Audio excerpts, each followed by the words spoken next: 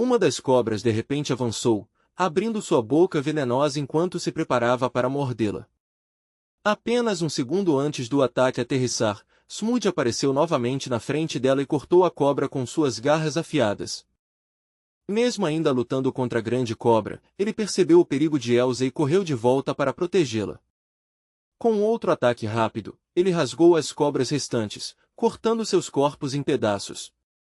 Mas uma das cobras sobreviveu. Ela rapidamente se lançou em Smooth e cravou suas presas profundamente em sua pata, injetando veneno em seu sangue. Smooth rugiu e lutou com tudo o que tinha. Agarrando a cobra com sua garra, ele esmagou completamente seu corpo. Mas a cobra maior aproveitou a oportunidade e se enrolou em seu corpo massivo, apertando-o com força até Smooth cair no chão. Percebendo que não tinha mais outra escolha, Smooth entendeu que finalmente era hora de usar sua poderosa habilidade inata conhecida como Fúria. Uma violenta explosão de energia surgiu de seu corpo, girando ao seu redor como uma tempestade e cortando o corpo da cobra em incontáveis pedaços. Enquanto ele lentamente se levantava, olhou novamente para Elsa, notando as lágrimas ainda brilhando em seus olhos. Mas Smooth falhou em perceber outra onda de energia poderosa se aproximando rapidamente de trás dele. O golpe repentino foi incrivelmente forte. O impacto fez o corpo de Smooth se chocar contra o concreto várias vezes. Quando Elsa olhou para cima, ela viu que um esquadrão de guerreiros de 7º nível havia chegado para resgatá-la. Assim que os guerreiros perceberam que o demônio ainda estava vivo, começaram a preparar um feitiço poderoso para destruí-lo completamente. Mas antes que pudessem lançar o feitiço, Elsa de repente pulou à frente e se colocou na frente de seu animal de estimação, gritando que não deveriam matá-lo. Ela implorou a eles, explicando que, embora ele fosse um demônio, ele acabará de arriscar a vida para salvar a dela. Os guerreiros ficaram olhando para a garota em silêncio, claramente não esperando um pedido tão desesperado. Naquele exato momento, uma Kitsune apareceu no alto do céu acima deles. Ela anunciou friamente que, agora que os traidores haviam sido descobertos, não haveria escapatória. Sem hesitar, ela formou uma lança de gelo com sua magia e a apontou diretamente para Smooth. Elsa olhou para cima e viu a mortal lança de gelo vindo em sua direção pelo ar. Sem pensar, ela se jogou sobre Smooth, protegendo-o com seu próprio corpo. Com lágrimas nos olhos, ela sussurrou suavemente que uma mãe sempre protegeria seu filho, não importando o que. Mas, justo quando o ataque mortal estava prestes a atingir, Elsa de repente sentiu uma força poderosa empurrando-o para trás. Quando olhou para cima, confusa, viu que Smooth, de alguma forma, havia se levantado e se colocado à sua frente, usando seu próprio corpo como um escudo. No momento em que Elsa percebeu o que ele tinha feito, um grito terrível escapou de seus lábios. Horror e tristeza preencheram seu coração ao entender que Smooth havia recebido o golpe que era para ela. Os guerreiros que observavam a cena estavam atônitos. Nenhum deles conseguia acreditar que um demônio de 6º nível havia protegido um humano voluntariamente, em vez de atacá-la. No entanto, o choque deles rapidamente se transformou em preocupação, à medida que seus olhares se voltavam para o estranho demônio humanoide que pairava acima deles no ar. Só de olhar para sua presença e para a aura esmagadora que ela exalava, era óbvio que esse demônio possuía uma força aterrorizante, bem além dos outros. Exatamente naquele momento, algo igualmente alarmante ocorreu na sede. Um dos operadores de repente gritou que o sistema de detecção havia identificado a presença de um demônio de 9º nível em algum lugar da cidade. Ele explicou rapidamente que, de acordo com o sistema de reavaliação de níveis, apenas 4 guerreiros de 7º nível haviam sido originalmente enviados para lidar com o demônio de 6º nível. Mas então a voz do operador tremeu enquanto ele reportava que seus sinais haviam desaparecido completamente. A única equipe que estava mais próxima do demônio de 9º nível era a Soul Squad. Ao ouvir isso, Tracy tremeu de ansiedade e determinação. Ela se recusou a deixá-los caminhar diretamente para a morte certa e imediatamente ordenou que uma ordem de retirada fosse enviada. No entanto, o operador balançou a cabeça e informou a ela que já era tarde demais, eles já haviam partido. Ele acreditava que a equipe havia tomado essa decisão porque um grande número de civis ainda estava preso naquela área e precisava de proteção. Quando Tracy ouviu essa explicação, ela não conseguiu conter mais suas emoções e lágrimas começaram a escorrer pelo seu rosto. Ela lentamente se afastou do console, tentando se acalmar enquanto pensava que o demônio de nível nacional ainda não havia aparecido lá. No fundo, ela entendia o que isso significava. O inimigo provavelmente estava usando esse ataque como uma distração, planejando destruir o ponto de controle primeiro e depois arruinar toda a cidade. Olhando para o grande mapa tático à sua frente, ela tentou localizar as posições da Rock Squad e da Yanhai Squad. De acordo com os últimos relatórios, a Yanhai Squad estava atualmente em combate com 2 demônios de 8º nível e 3 demônios de 4º nível em uma das ruas da cidade. Enquanto isso, a Rock Squad estava em uma feroz batalha contra 2 demônios de 7º nível na Central Street. Isso significava que apenas uma unidade de combate ainda estava disponível nas proximidades a Soul Squad.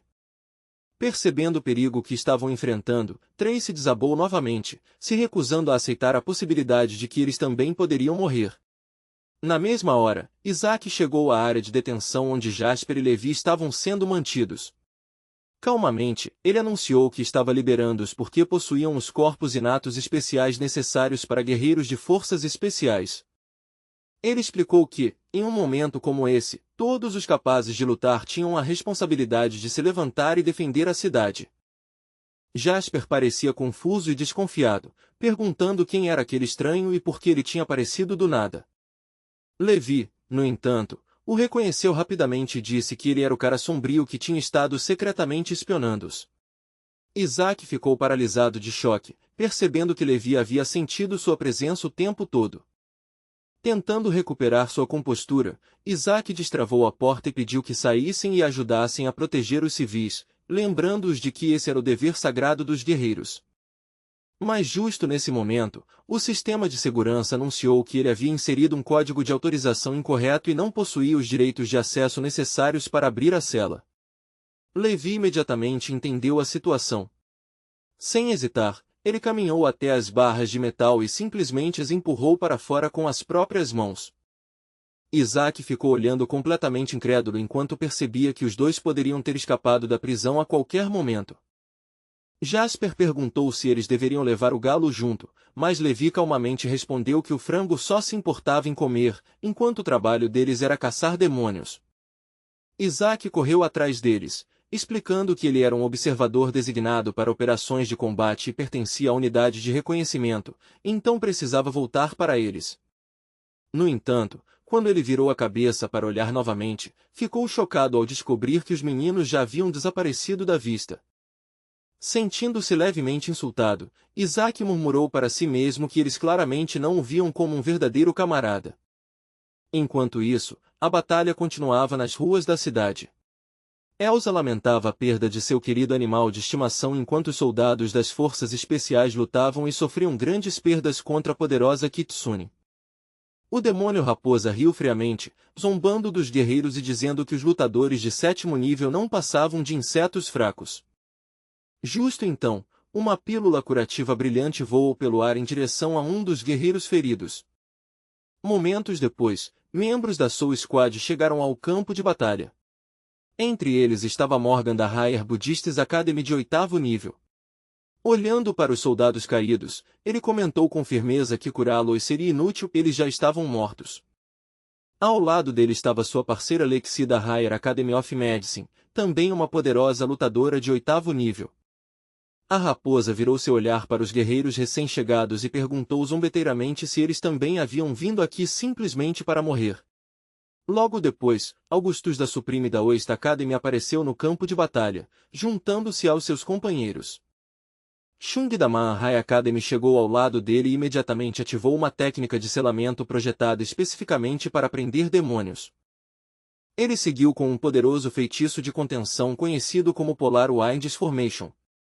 A raposa conseguiu pular para fora no último segundo, gritando com raiva que os humanos podiam ser fracos, mas também eram extremamente astutos. Em resposta, ela rapidamente invocou um escudo de gelo grosso à sua frente, bloqueando os feitiços vindos dos guerreiros. Então, decidindo parar de brincar, ela se lançou para a frente, indo diretamente em direção aos humanos enquanto estava protegida pelo seu escudo de gelo.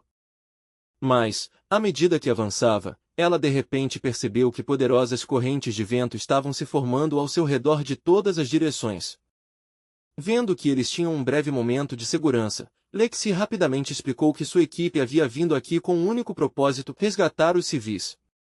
Ela correu até Elsa, que ainda estava de joelhos ao lado de seu animal de estimação caído, e a incentivou a se levantar. Segurando Elsa firmemente pela mão, Lexi a puxou para longe do campo de batalha, embora a garota estivesse desesperada para permanecer ao lado de Smooth. Elsa chorou enquanto era arrastada, mas no fundo ela entendia que ficar ali só a levaria à morte. Enquanto isso, a raposa lutava dentro das correntes de vento que começavam a prender seus movimentos. Com um rugido furioso, ela lançou um feitiço de onda de choque poderoso que explodiu para fora, forçando os membros da equipe a recuar. Quando Lexi se virou, percebeu alarmada que a formação cuidadosamente preparada havia desmoronado. Ela olhou rapidamente para Elsa novamente e urgentemente disse para ela correr o mais longe possível. Percebendo que esses aparentemente insignificantes guerreiros de 8º nível haviam conseguido restringi-la por um momento, a raposa admitiu para si mesma que talvez a tivesse subestimado. Com raiva fria nos olhos, ela imediatamente se preparou para uma técnica mortal chamada Ice Needle para punir os guerreiros que ousaram desafiá-la. Nesse instante, Morga levantou as mãos e invocou uma cúpula dourada brilhante que cercou e protegeu seus companheiros de equipe. Chung reforçou a defesa, lançando feitiços adicionais que interceptaram e destruiu as lanças de gelo que vinham em sua direção. Lash correu para frente para ajudá-los, invocando uma pílula terrena de 9 dobras de restauração e direcionando sua energia curativa para o guerreiro ferido. Mas a raposa sorriu e declarou que não lhes daria nenhum momento para se recuperarem, ativando uma habilidade aterrorizante conhecida como Frost on Bones. De repente, todos os membros da equipe sentiram uma sensação estranha e profundamente desagradável se espalhando por seus corpos, como se um frio invisível estivesse se infiltrando diretamente em seus ossos. Não era apenas um frio comum. O frio se infiltrava mais e mais, até que parecia estar entrando diretamente em seus ossos, congelando seus corpos de dentro para fora. August e Morgan, que ainda estavam protegidos sob a cúpula dourada, rapidamente correram em direção aos seus companheiros de equipe, que estavam tremendo incontrolavelmente sob a terrível onda de ar gelado. Lexi se virou para eles com urgência na voz e ordenou que saíssem imediatamente e se concentrassem em resgatar os civis, em vez de ficarem ali. Quando os meninos finalmente olharam novamente para Demônio Raposa, entenderam repentinamente que técnica aterrorizante ela acabará de usar contra eles. Eles assistiram, incrédulos, enquanto incontáveis flocos de neve gelada flutuavam pelo ar e passavam lentamente através da sua barreira protetora, como se ela não existisse. A raposa demônio desceu um pouco mais no céu e, zombeteira, perguntou como eles estavam gostando de experimentar sua técnica de nevasca polar. Ela riu friamente e disse que isso não passava de uma lei da natureza de seleção natural, onde os fracos e inadequados estavam destinados a morrer. Naquele momento, alarmes de emergência ecoaram por toda a cidade, enquanto os alto-falantes ordenavam que todos os civis se dirigissem para as zonas seguras e abrigos mais próximos para escapar da invasão demoníaca. Enquanto isso, Levi e Jasper caminhavam calmamente por uma das ruas, observando as pessoas aterrorizadas que corriam em pânico por toda parte. De repente, eles se depararam com Elsa na estrada e casualmente perguntaram se ela precisava de ajuda. No momento em que Elsa percebeu que 2 guerreiros estavam à sua frente, uma pequena, mas poderosa faísca de esperança apareceu repentinamente em seus olhos cheios de lágrimas. Sem perder mais um segundo, ela se virou e disse urgentemente aos meninos para segui-la. Não muito tempo depois, chegaram ao campo de batalha, onde a raposa demônio observava com satisfação enquanto seus oponentes se contorciam de dor sob a tempestade congelante. Quando Lexi viu que Elsa havia retornado, ela a repreendeu com raiva, não conseguindo entender por que ela voltaria aqui apenas para arriscar a vida. Quando os membros da equipe perceberam que Levi e Jasper haviam chegado sem seu companheiro Galo, logo assumiram que os 2 recém-chegados estavam caminhando diretamente para a morte. Como os meninos não tinham mais um demônio de 8º nível os apoiando, os membros da equipe gritaram desesperadamente para que eles corressem imediatamente, caso ainda valorizassem suas vidas. A demônio Kitsune riu baixinho e disse que, como já haviam chegado até ali, não deveriam nem pensar em fugir agora.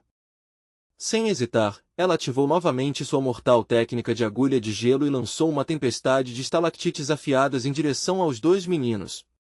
Os membros da equipe continuavam gritando para Levi e Jasper fugirem, mas os meninos simplesmente ficaram onde estavam, sem se mover. Quando as lanças de gelo voaram perigosamente perto, Levi de repente saltou à frente e interceptou cada uma delas em apenas um segundo. A raposa ficou chocada enquanto esse homem estranho pegava facilmente todas as suas agulhas de gelo, mas ela não conseguia sentir a menor aura de guerreiro vindo dele. Nesse momento, Jasper comentou casualmente que a raposa na verdade tinha uma cauda muito fofa e peluda, enquanto Levi calmamente respondeu que, embora ela tivesse uma cauda, ainda parecia humana, então tocar nela talvez não fosse apropriado. Ao ouvir isso, a raposa gritou de raiva, dizendo que os humanos eram nojentos e patéticos e que precisavam parar de chamá-la de humana. Ela declarou com orgulho que era um demônio de 9º nível, uma Polar Kitsune. Levi simplesmente deu de ombros e disse que, já que ela não era humana, ele só tomaria sua cauda. Jasper perguntou, curioso, se arrancar a cauda dela doía, mas Levi casualmente respondeu que era apenas a cauda dela, então provavelmente ela não sentiria muita dor. No exato momento seguinte, Levi desapareceu do lugar onde estava e apareceu diretamente atrás da raposa antes que ela pudesse sequer reagir. Quando a raposa percebeu o que tinha acontecido, a única coisa que restava onde sua cauda estava era um ferimento sanguinolento. Levi calmamente voltou até Jasper e lhe entregou a cauda peluda. Os olhos de Jasper brilharam de excitação enquanto ele admirava o quão grande e macia ela era. Ainda assim, Jasper se perguntou se cortar a cauda dela daquela forma realmente foi a coisa certa a se fazer. Levi respondeu casualmente que, quando Jasper acabasse de brincar com ela, poderiam simplesmente devolvê-la e consertá-la mais tarde usando acupuntura. A raposa demônio estava tremendo de raiva e imediatamente partiu para atacá-los com intenção assassina. Num piscar de olhos, ela apareceu diretamente na frente de Levi e lançou um ataque mortal com a lâmina de gelo. Os membros da equipe assistiram horrorizados, convencidos de que o recém-chegado seria morto instantaneamente. No entanto, quando a tempestade de neve finalmente se dissipou, eles viram Levi calmamente segurando o pulso da raposa com sua mão. A raposa percebeu, com crescente pânico, que ela não poderia escapar de seu aperto nem alcançá-lo com suas garras, e não tinha ideia de qual seria o nível desses homens estranhos. Quando ela notou que Levi estava na verdade salivando levemente enquanto a encarava, uma onda de nojo se espalhou por seu rosto. Ela o chamou de besta suja e lasciva antes de atacá-lo novamente com a mão livre.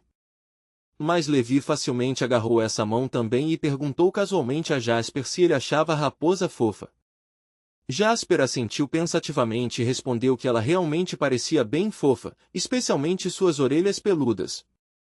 Os demônios que observavam por perto não conseguiam entender por que o corpo inteiro da raposa havia começado a tremer incontrolavelmente. Lá no fundo, ela não conseguia aceitar a aterrorizante verdade de que na verdade estava com medo desse homem estranho.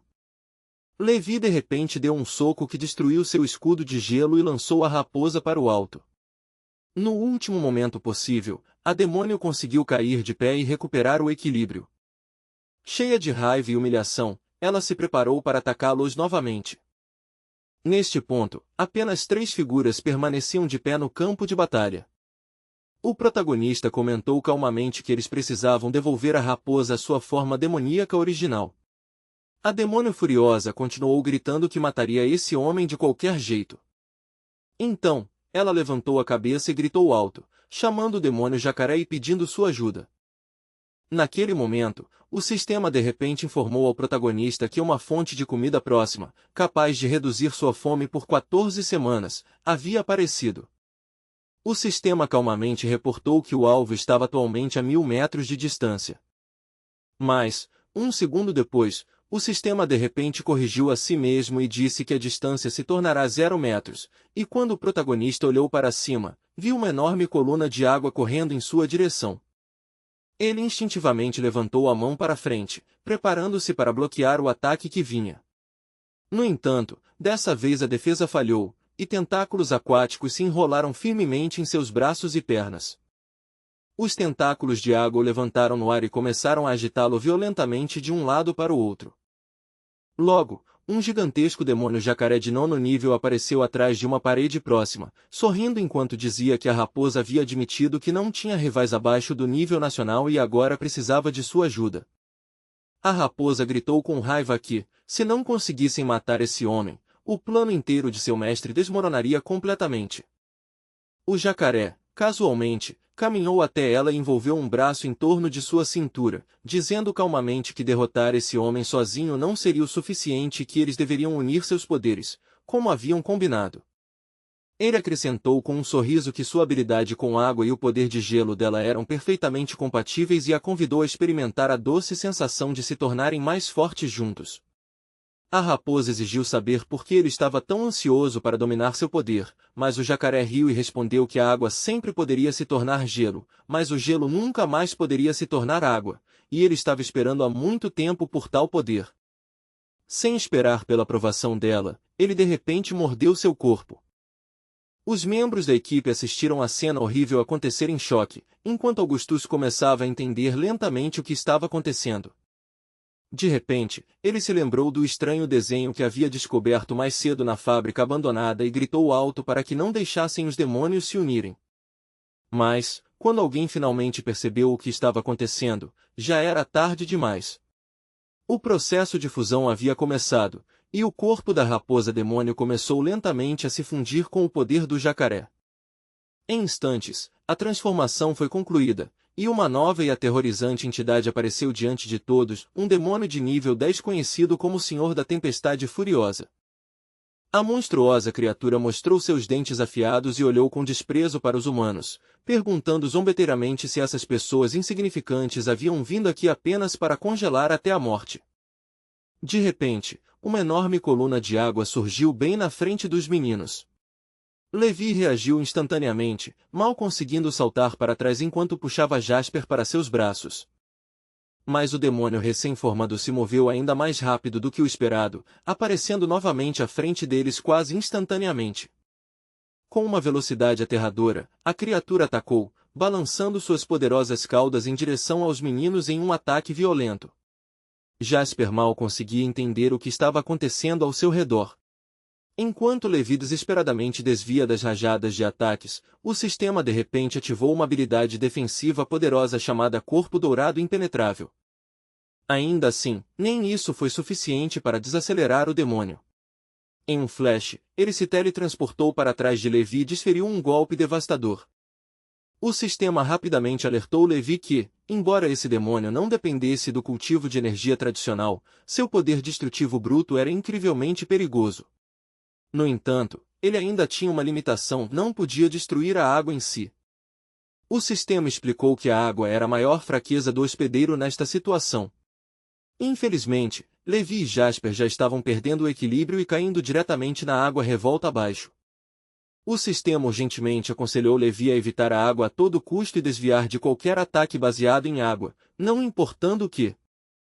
Assim que Levi tocou a superfície da água, Jasper escorregou de seus braços e olhou para ele com confusão.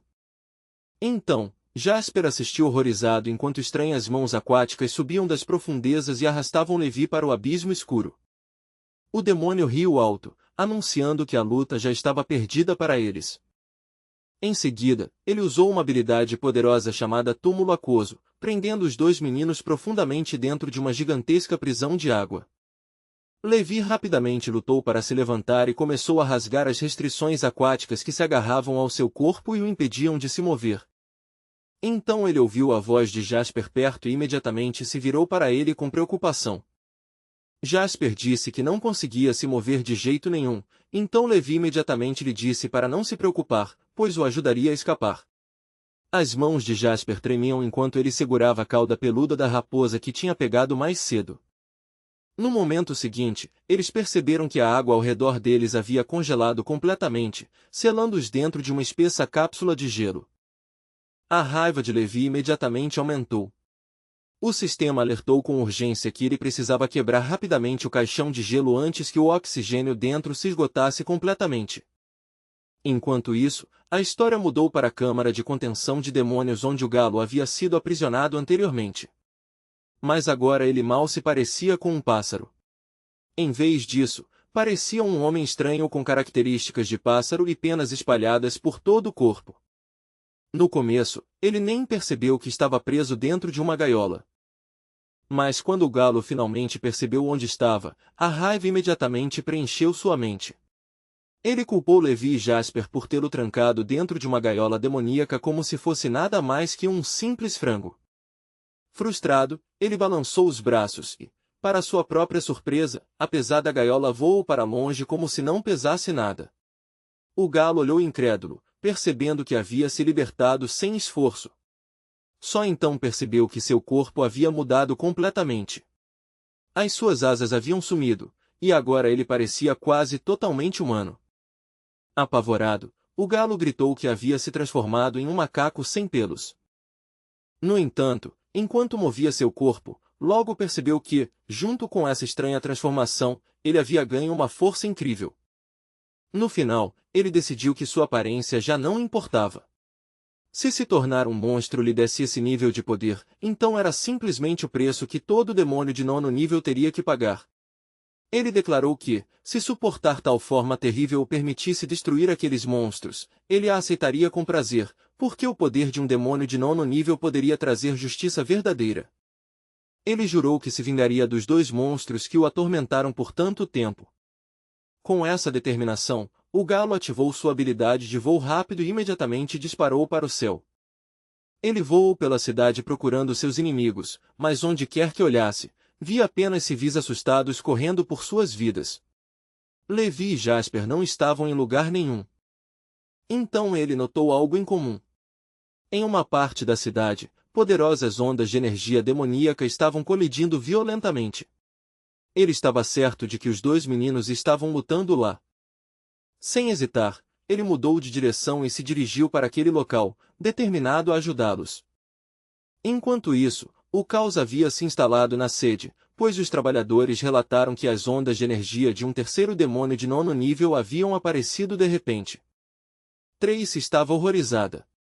Não apenas os sinais de 2 demônios de 9º nível haviam desaparecido anteriormente, mas agora outro demônio de 9º nível havia aparecido e, além disso, ondas de energia ainda mais fortes de um demônio de nível 10 haviam sido detectadas. Temendo que sua cidade estivesse condenada, ela perguntou urgentemente aos operadores se ainda podiam contatar a Soul Squad. Um dos trabalhadores respondeu que a comunicação com 2 guerreiros daquela equipe ainda estava ativa. Desde que chegaram ao campo de batalha, a conexão nunca havia sido perdida. Ele explicou que aqueles 2 guerreiros eram, na verdade, responsáveis por eliminar os demônios de 9º nível anteriores. E agora, de acordo com as leituras, eles estavam enfrentando um aterrador demônio de 10º nível. Tracy imediatamente ordenou que suas informações fossem exibidas na tela. Quando os dados apareceram, Tracy ficou chocada ao ver que os lutadores eram, na verdade, os mesmos recém-chegados da Squad 666, e o companheiro demônio de 8º nível deles também estava presente. Por um momento, Tracy esqueceu completamente que aquelas mesmas pessoas haviam sido presas e trancadas na prisão anteriormente. Mas então, um dos operadores de repente relatou que as celas da prisão estavam vazias e que os 3 haviam escapado. Ele acrescentou que o demônio de 8º nível deles também havia escapado mais cedo. No entanto, um momento depois, o sistema de repente detectou que esse terceiro demônio de 9º nível também tinha um sinal. O número de identificação coincidia com o do demônio de 8º nível que pertencia à Squad 666. Todos na sala ficaram olhando incrédulos. De alguma forma, aquele demônio havia quebrado para o 9º nível e correu para o campo de batalha para ajudar seus mestres. Enquanto isso, o galo finalmente chegou ao campo de batalha onde a luta intensa estava ocorrendo. Os guerreiros da equipe imediatamente sentiram as ondas de energia aterradoras de outro demônio de 9º nível se aproximando e congelaram de medo. No entanto, um momento depois, perceberam que o recém-chegado era, na verdade, seu companheiro familiar, o galo. Os membros restantes da equipe ficaram aliviados e empolgados ao entenderem que ele havia alcançado o 9º nível e viera a salvar seus mestres. O demônio Tempestade se virou para o galo e perguntou desconfiado se ele era outro traidor.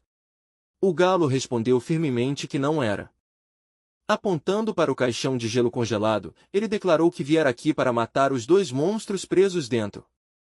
O Stormlord riu zombeteiramente e perguntou como exatamente ele planejava realizar isso. Sem hesitar, o galo saltou para frente e correu diretamente para o caixão de gelo, gritando que ele mesmo cuidaria disso. Mas de repente ele notou uma flecha de gelo afiada voando diretamente em sua direção. Seus reflexos foram rápidos o suficiente para desviar facilmente.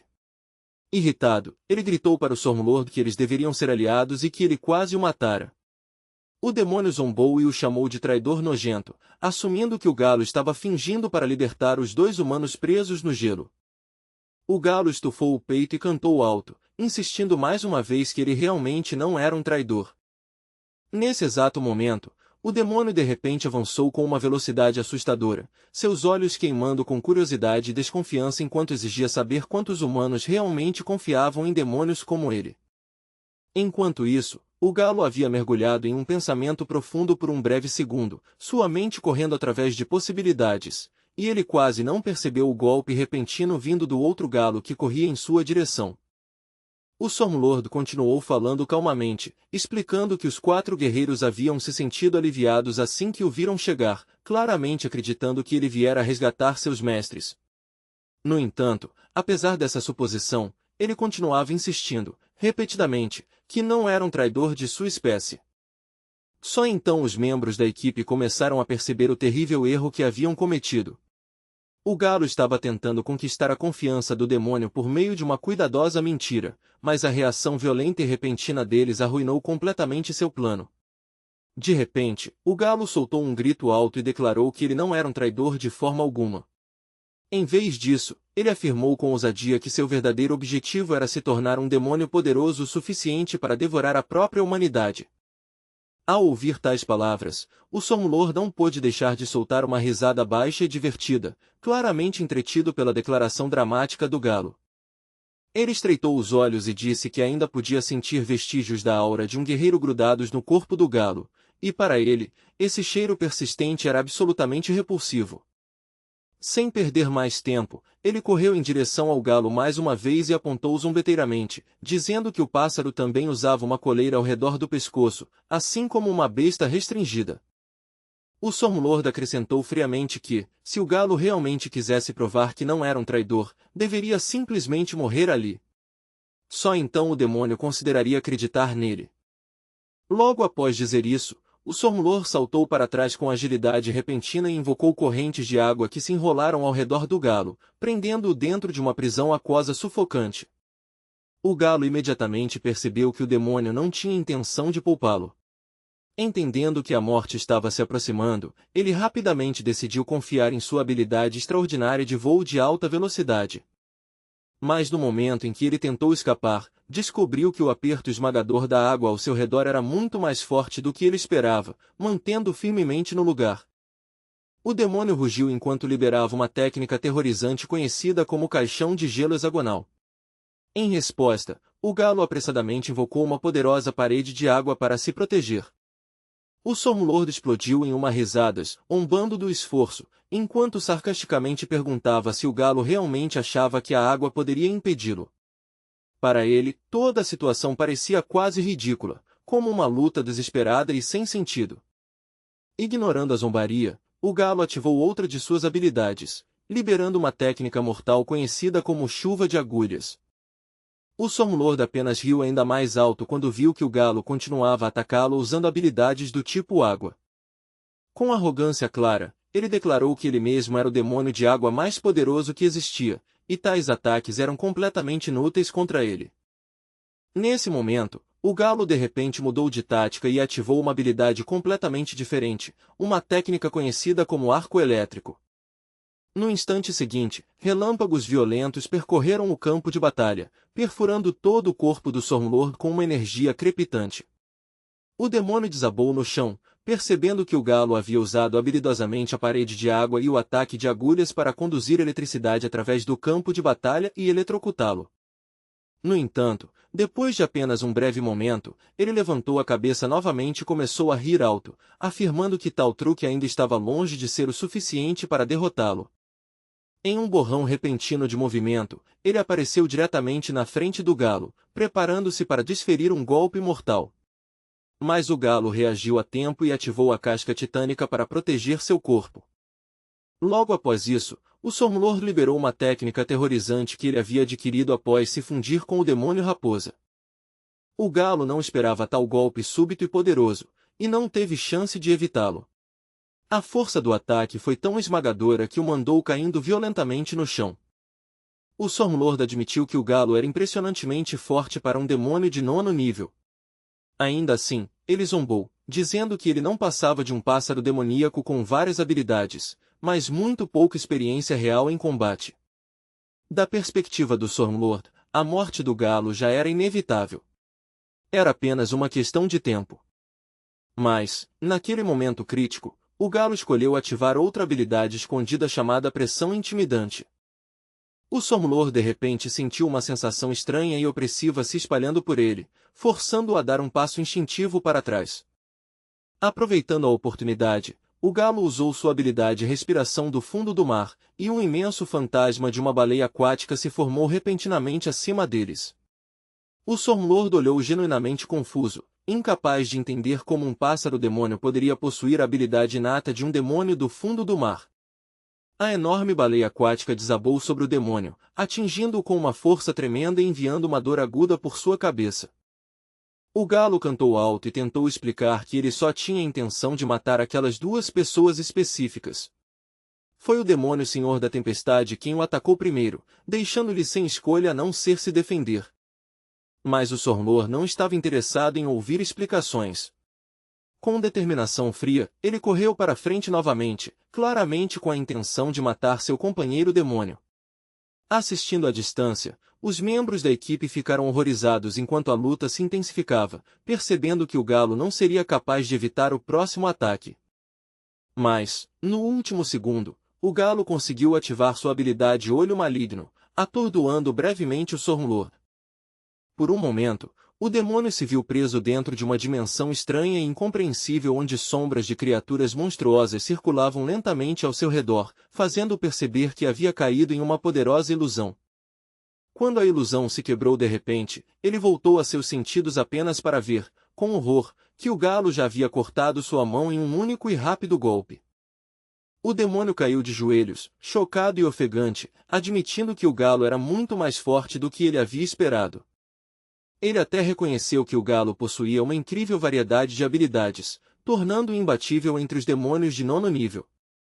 No entanto, no exato momento seguinte, ele avançou novamente e lembrou ao galo que, não importava o que acontecesse, ele ainda era um demônio de 10º nível. Com uma velocidade brutal, ele cravou uma espinha afiada diretamente na perna do galo, usando uma das pontas de sua mão danificada. Usando o braço restante, ele se lançou diretamente para o galo, tentando agarrá-lo pela cabeça. Mas, em um único movimento rápido, o galo balançou sua lâmina e cortou a cabeça do demônio. Os membros da equipe assistiram à cena chocante com os olhos arregalados, acreditando horrorizados que seu companheiro galo tinha acabado de morrer. No entanto, momentos depois, o Stormlord se levantou lentamente novamente e admitiu que o galo realmente tinha sido muito poderoso com todas aquelas habilidades naturais. Na verdade, ele quase sentiu arrependimento por o pássaro ter cruzado seu caminho. Enquanto se virava para deixar o campo de batalha, ele de repente ouviu um movimento atrás dele. Para sua surpresa, o galo havia se levantado novamente e usou uma habilidade derivada da mantis para regenerar sua cabeça cortada. O Stormlord se virou com visível espanto ao perceber que seu oponente havia de alguma forma voltado à vida. O galo entendeu que, sem a habilidade chamada Segunda Cabeça, que ele havia adquirido de outro demônio, ele realmente teria morrido momentos atrás. Ainda assim, ele sabia que, se essa cabeça também fosse cortada, então não haveria salvação para ele. Agora estava claro para ele que esse demônio de 10º nível era incrivelmente poderoso e absolutamente determinado a matá-lo. Percebendo que não havia escapatória, o galo tomou uma decisão. Ou ele mataria o Stormlord ali, ou morreria. Com essa determinação, ele avançou para atacar.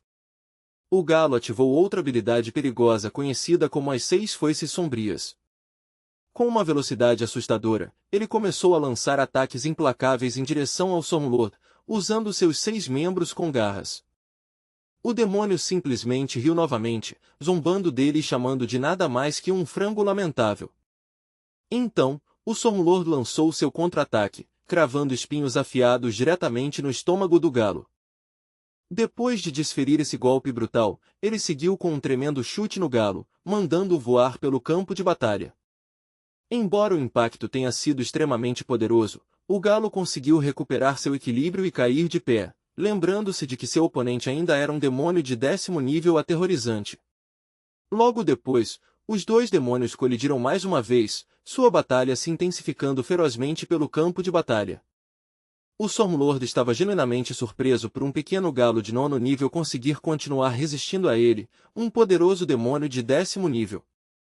O galo claramente percebeu que havia chegado ao limite do que poderia suportar. Diante do poder avassalador do Senhor da Tempestade, ele entendeu, no fundo, que não tinha realmente chance de sobreviver a esse confronto. A tempestade violenta rugia ao seu redor, e naquele momento, ele aceitou silenciosamente que seu fim estava se aproximando mais rápido do que jamais imaginara. Quando ele forçou lentamente os olhos a se abrirem novamente, sua visão ficou turva por um momento antes de se tornar mais nítida. O que ele viu fez todo o campo de batalha parecer assustadoramente silencioso. Flocos de neve delicados começaram a cair do céu escuro acima, caindo suavemente, apesar do caos ao seu redor. Mas aqueles flocos de neve estavam longe de serem inofensivos. No momento seguinte, eles atingiram seu corpo com uma força aterradora, perfurando sua carne como incontáveis espinhos afiados. Era como se milhares de agulhas o tivessem atingido de uma vez, cada impacto enviando ondas de agonia por todo o seu corpo. O Senhor da Tempestade cambaleou um pouco e de repente cuspiu um bocado de sangue. Limpando os lábios, ele murmurou, incrédulo, que esse demônio o havia forçado tanto que ele teve que liberar um de seus golpes mortais. Ainda assim, algo parecia terrivelmente errado. Ele não conseguia entender o que exatamente estava acontecendo dentro de seu corpo. Uma dor profunda e insuportável se espalhou por ele, e ele percebeu que o sangue estava saindo de várias feridas por todo o seu corpo sem parar. Quando olhou para o chão abaixo de si, notou algo estranho misturado na poça escura de seu próprio sangue. Havia uma substância verde tênue se movendo dentro dela. Só então ele percebeu a verdade. Era uma das habilidades do galo, um ataque tóxico conhecido como cuspe venenoso. Os olhos do Senhor da Tempestade se arregalaram de horror e fúria. Cerrando os dentes, ele jurou que, por ousar envenená-lo assim, ele mesmo rasgaria aquele galo em pedaços até não sobrar nada. Enquanto isso, em algum outro lugar no caótico campo de batalha, o protagonista ainda lutava desesperadamente. Tentáculos de água haviam se enrolado firmemente em seus braços e pernas, apertando e puxando como se quisessem arrastá-lo para dentro de uma prisão de gelo. Nesse momento, a voz calma do sistema ecoou em sua mente.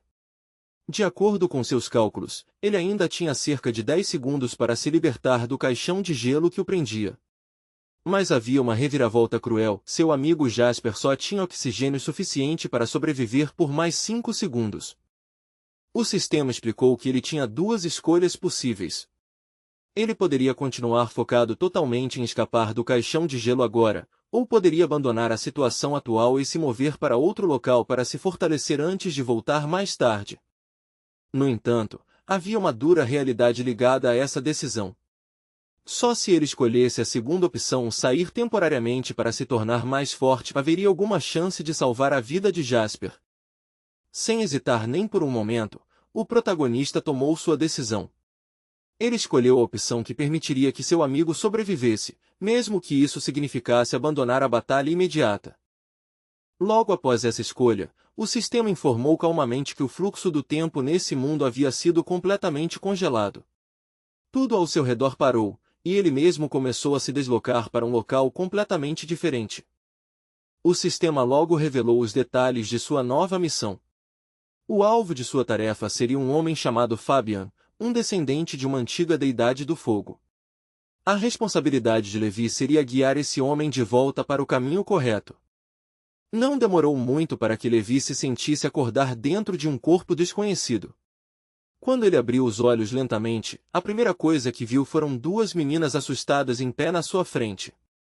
Suas roupas estavam muito rasgadas, hematomas cobriam sua pele, e lágrimas escorriam de seus rostos enquanto elas imploravam desesperadamente, prometendo que se comportariam bem de agora em diante.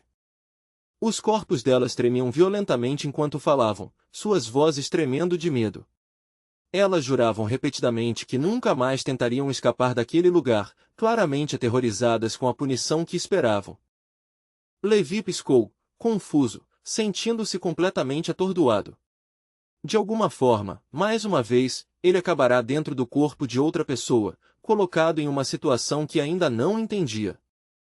Com as mãos trêmulas, as duas meninas nervosamente estenderam um chicote e ofereceram a ele, como se esperassem punição.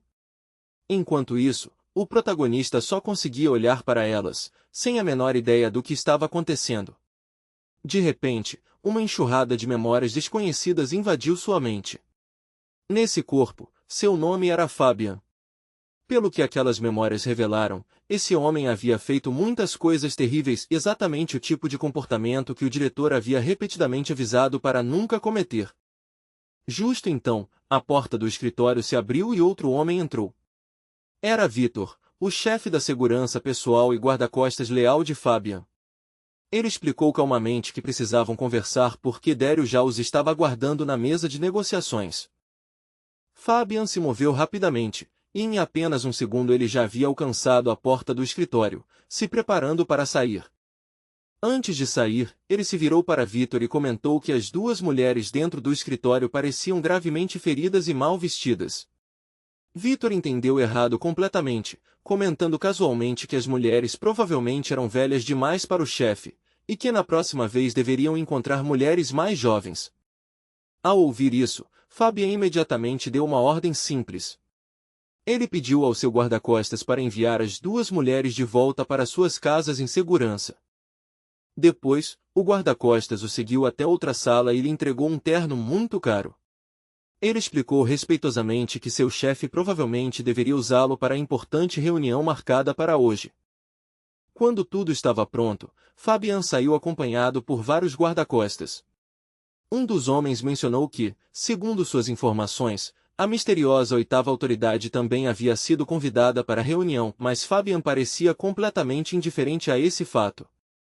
Victor não pôde deixar de sorrir ao notar a reação calma de Fabian. Ele comentou que o chefe nem parecia incomodado com a presença da oitava autoridade, o que realmente parecia exatamente o tipo de atitude destemida que esperavam dele. Logo chegaram ao lado de um carro de luxo caro que os aguardava do lado de fora. Um dos seguranças rapidamente se adiantou e abriu a porta para o chefe. Fabian entrou calmamente no veículo e, surpreendentemente, agradeceu a Victor por abrir a porta para ele. Victor congelou no lugar por um momento, completamente atônito. Ele não conseguia entender por que o chefe tinha se tornado tão educado de repente. Por um segundo, ele até se perguntou se ele tinha feito algo errado. Enquanto o carro começava a se mover em direção ao local da reunião, Victor falou novamente. Ele explicou que Dario havia convidado várias autoridades para pressioná-los a entregar a terra, e perguntou cautelosamente se o chefe planejava insultá-lo durante as negociações. Outro guarda-costas rapidamente acrescentou que não podiam entregar aquela terra de jeito nenhum. Muitos de seus próprios homens já haviam morrido lutando para protegê-la.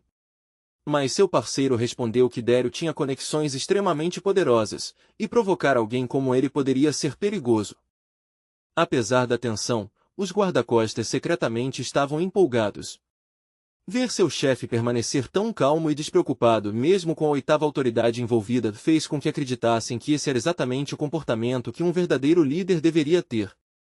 Enquanto isso, Fabian estava perdido em seus próprios pensamentos. Ele temia que, assim como da última vez, tivesse sido lançado em outro mundo sem seu amigo Jasper. O pensamento o deixou pesado de tristeza. Então, a voz do sistema lembrou-lhe que a única maneira de salvar Jasper era terminar a missão ali, guiando o atual Fabian de volta ao caminho certo.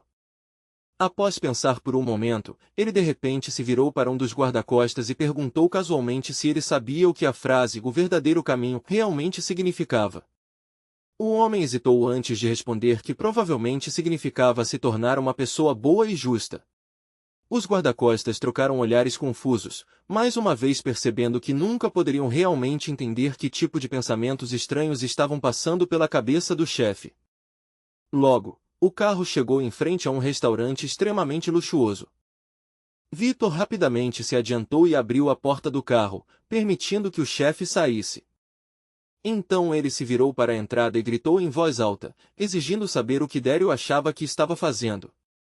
Ele questionou com raiva por que Daryl havia trazido tantas pessoas para a negociação quando haviam concordado previamente que cada lado traria apenas um pequeno grupo. Vitor sugeriu sarcasticamente que, já que Daryl agora tinha o apoio da oitava autoridade, ele se sentia confiante o suficiente para usar tais métodos arrogantes. Virando-se para Fabian, ele acrescentou que ele e os outros poderiam facilmente lidar com a situação. No entanto, Fabian calmamente levantou a mão para pará-los. Ele disse a seus guarda-costas que não havia necessidade de causar esse tipo de problema porque tudo estava completamente bem. Os guarda-costas acharam difícil de acreditar. Vendo tantos homens grandes e intimidadoramente reunidos lá dentro, não conseguiam entender como Fabian poderia simplesmente entrar sozinho sem se preocupar. Ainda assim, quando olharam para sua expressão, notaram algo notável, nem sequer o menor músculo em seu rosto se moveu. Aquela confiança calma instantaneamente conquistou o respeito profundo deles.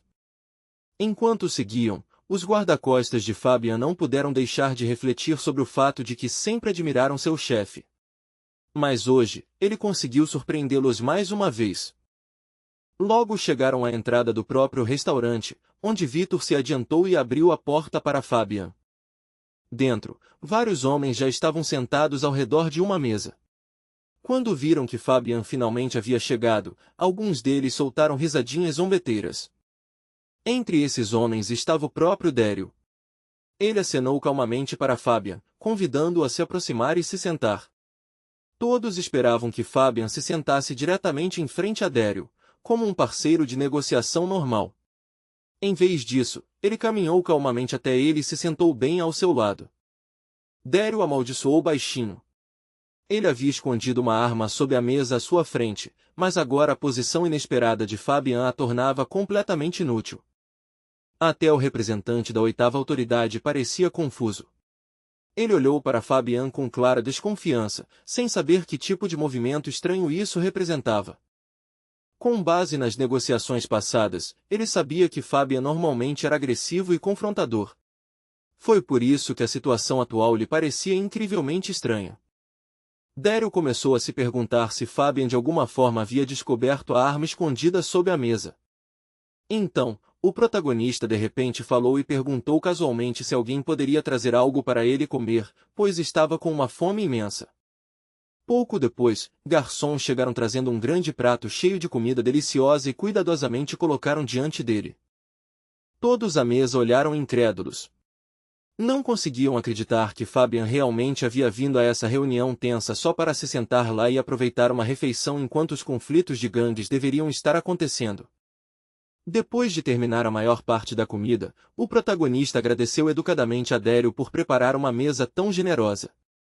Enquanto isso, Daryl mal podia acreditar que Fabian passou toda a negociação simplesmente comendo. Os homens ao redor da mesa observavam em silêncio estupefato enquanto seu convidado continuava calmamente comendo cada prato colocado diante dele.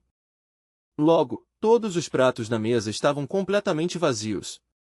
Quando Daryl confirmou que Fabian finalmente estava satisfeito, ele fez uma careta e disse que agora poderiam começar as verdadeiras negociações. No entanto, exatamente nesse momento, Fabian se levantou repentinamente de seu assento.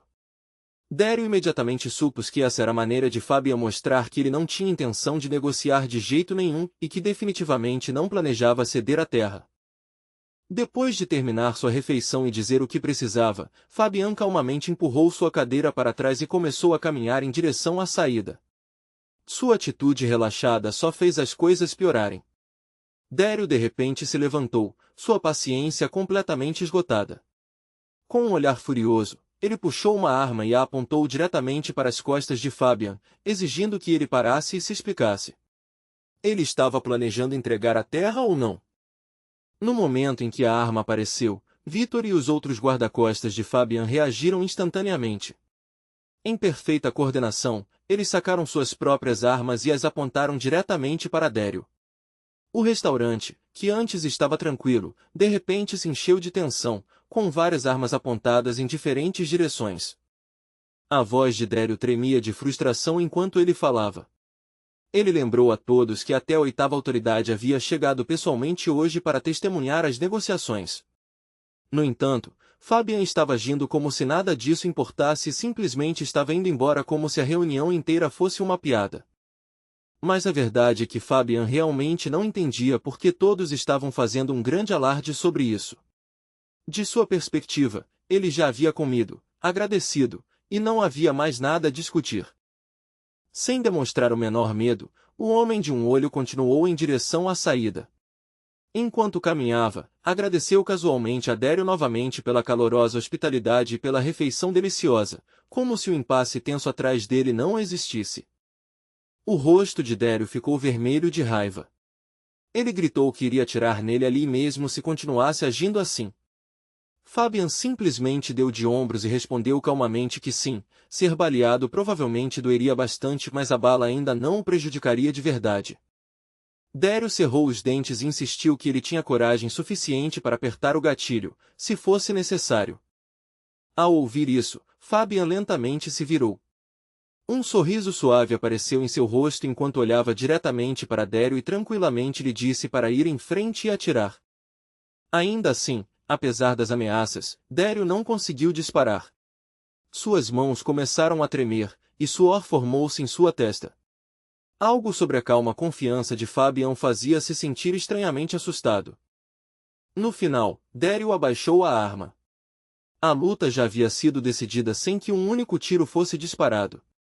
Sentindo-se completamente humilhado, ele se virou e caminhou em direção à saída, admitindo a derrota sem dizer mais uma palavra. Quando Fabian chegou à porta, a oitava autoridade finalmente falou. Com uma expressão pensativa, comentou que, para alguém tão jovem, Fabian era surpreendentemente audacioso e destemido. No entanto, Fabian não parecia interessado em ouvir elogios ou críticas. Ele simplesmente acenou casualmente, agradeceu novamente a todos pela maravilhosa hospitalidade e continuou em direção à saída. O rosto da oitava autoridade escureceu de raiva.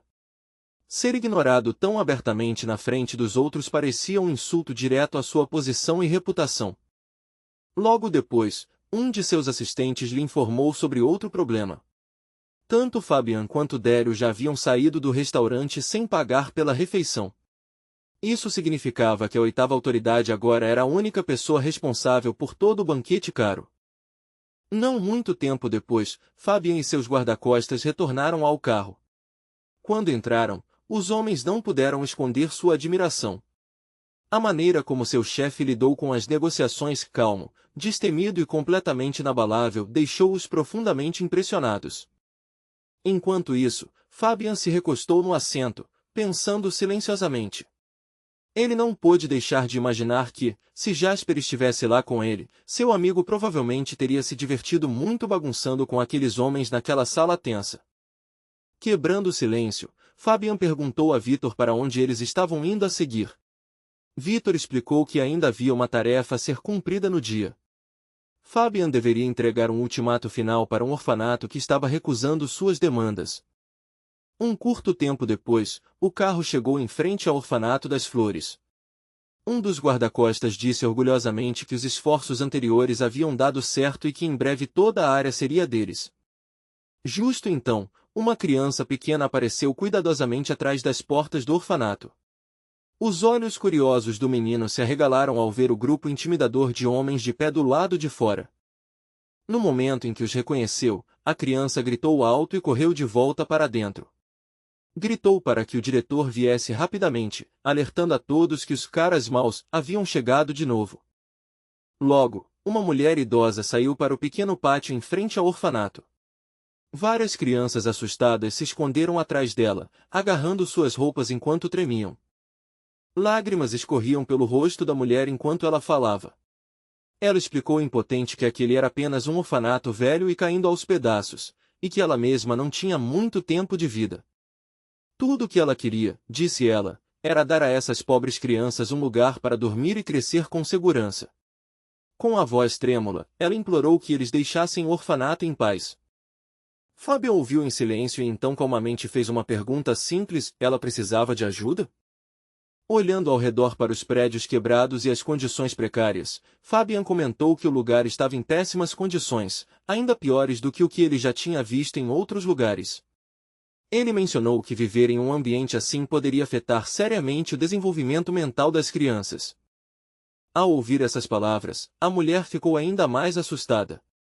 Ela pensou que Fabian estava tentando enganá-la de alguma forma e que ele poderia estar planejando algo terrível para as crianças.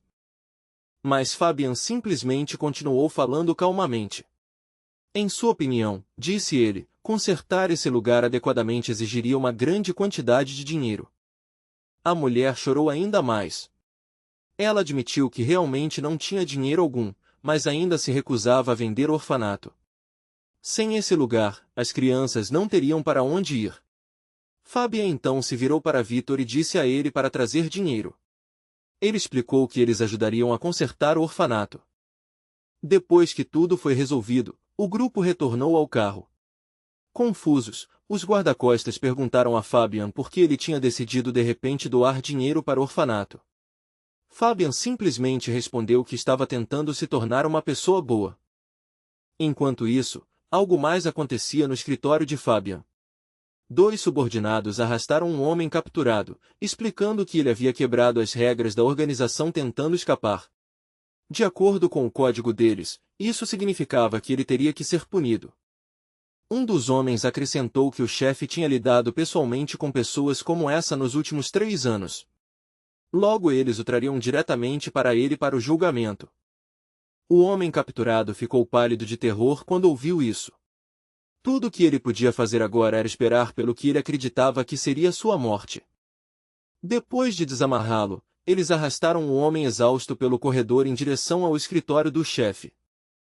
Quando chegaram à sala, jogaram-no bruscamente no chão e anunciaram que haviam trazido um traidor. Então, perguntaram a Fabian qual punição ele queria dar. Fabian olhou para o homem com visível confusão, claramente sem saber como deveria responder à situação. Enquanto observava o prisioneiro mais de perto, ele notou que o corpo do homem estava coberto de hematomas e cortes profundos. Fabian franziu a testa e perguntou se seus homens o haviam espancado. Ele se aproximou e disse ao homem ferido para se levantar. Ao mesmo tempo, pensou consigo mesmo que se Jasper estivesse ali, seu amigo provavelmente poderia ajudar a tratar essas feridas com suas agulhas de acupuntura especiais. O homem imediatamente começou a se explicar em pânico. Ele disse que nunca teve a intenção de trair ninguém. No dia em que deveria cumprir a missão, sua mãe desmaiou repentinamente ao seu lado. Ele não teve escolha a não ser levá-la rapidamente para o hospital. Fabian ouviu atentamente e então perguntou qual doença sua mãe tinha. Com a voz quebrada, o homem respondeu que os médicos haviam diagnosticado câncer no sangue. O homem desabou em lágrimas e implorou a Fabian para não machucar sua mãe. Ela estava gravemente doente e não tinha muito tempo de vida. Ele só pediu um pouco de tempo para ficar com ela, prometendo que depois aceitaria qualquer punição até a morte. Um dos subordinados de Fabian observava a cena com frieza e indiferença. Ele estava secretamente trabalhando disfarçado ali há 3 anos e já havia aprendido quão implacável o mundo criminoso podia ser. Em sua experiência, Fabian nunca se importava com ninguém, nem mesmo com seus próprios aliados. Mas o que aconteceu a seguir surpreendeu a todos. Fabian ordenou que seus guarda-costas fossem até o hospital e fizessem exames de medula óssea para encontrar um possível doador para a mãe do homem. Ele até prometeu cobrir o custo total do tratamento dela.